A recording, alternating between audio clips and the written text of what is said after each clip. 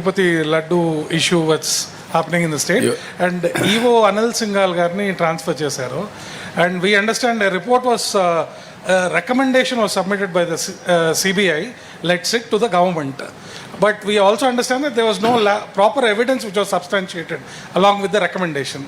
Can you brief us about this? నేను వచ్చేటప్పటికి report వచ్చింది. I'm in touch. ఇప్పుడు నేనేం మాట్లాడడం లేదు.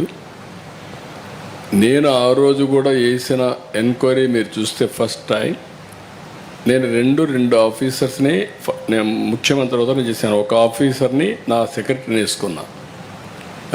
నేను ఏదైతే 5 సంవత్సరాలు చెప్పానో తిరుపతి పవిత్రతని కాపాడడానికి, ప్రక్షాళన దిశగా ముందుకు పోవడానికి, మళ్ళీ తిరుపతికి పూర్వ వైభవం తేవడానికి ఫస్ట్ ఆఫీసర్ నేను పంపించింది మనం అప్పట్లో శ్యామలరావుని పంపించాను. అయితే ఇక్కడికి వచ్చే కొద్దికి ఆ శ్యామలరావు పోయిన తర్వాత అన్ని ప్రక్షాళన చేసే దిశలో సబ్స్టాండ్ ఉంది అనే ఉద్దేశంతో ఒక రిపోర్టు అడిగాడు, ఎన్డీడీబీని అడిగాడు. ఎన్డీడీబీ రిపోర్ట్ కూడా వచ్చిన తర్వాత నేను మాట్లాడాను. ఇది అనిమల్ ఫ్యాట్ ఉంది, ఇలాంటివి కూడా దుర్మార్గాలు చేశారు, అడల్టరేషన్ అని చెప్పాను. చెప్పిన తర్వాత గింజుకున్నారు, నానా యాగి చేశారు, దాన్ని సుప్రీంకోర్టు తీసుకుని అన్నీ చేశారు. ఇప్పుడేం మాట్లాడుతున్నారు అంటే, ఒక అడ్మినిస్ట్రేటర్గా నేను దీని మీద యాక్షన్ తీసుకునేదానికి ఒక సిట్ వేస్తే టుడే నేను అపాలజీ చెప్పాలనే పరిస్థితికి వచ్చారు. అంటే వాళ్ళ యొక్క బిహేవియర్ ఎట్టుంటుందో ఒక ఎగ్జాంపుల్ మాత్రం ఇది. నేను పవిత్రతను కాపాడాలి. నేను వెంకటేశ్వర స్వామి నా కులదైవం, నేను ఆరాధించే దేవుడు, నేను నమ్మే దేవుడు. No second thoughts. నేను ఎక్కడ అపచారం మీరు ఇన్నేళ్ళు చూశారు. ఇప్పుడు కూడా నేను మహాద్వారం ద్వారా పోను, ఎప్పుడు కూడా ఇక్కడనే వస్తా. వైకుంఠ ద్వారం ఎప్పుడు నేను వాడను. ఎందుకు వాడనంటే నా నమ్మకం అది. ముఖ్యమంత్రిగా ఉన్నా, ప్రతిపక్షంలో ఉన్నా, నాకు ఎలిజిబిలిటీ ఉన్నా, నేను సామాన్య భక్తుడిగానే అక్కడికి వెళ్తాను, సామాన్య భక్తుడిగానే ఆయనకు సేవలు అందిస్తున్నా.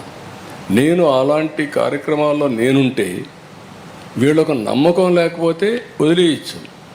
కానీ అపచారం చేసి, మహాపాపం చేసి, మహాపాపాన్ని కూడా కప్పిపుచ్చుకోవడానికి తిరిగి దాడి చేయడం ఏమన్నా నాకైతే అర్థం కాదు. తిరిగి నా క్యారెక్టర్ అసాసినేషన్ ఆ పరిస్థితికి వచ్చేసారు వీళ్ళు. ఇది కరెక్ట్ కాదు.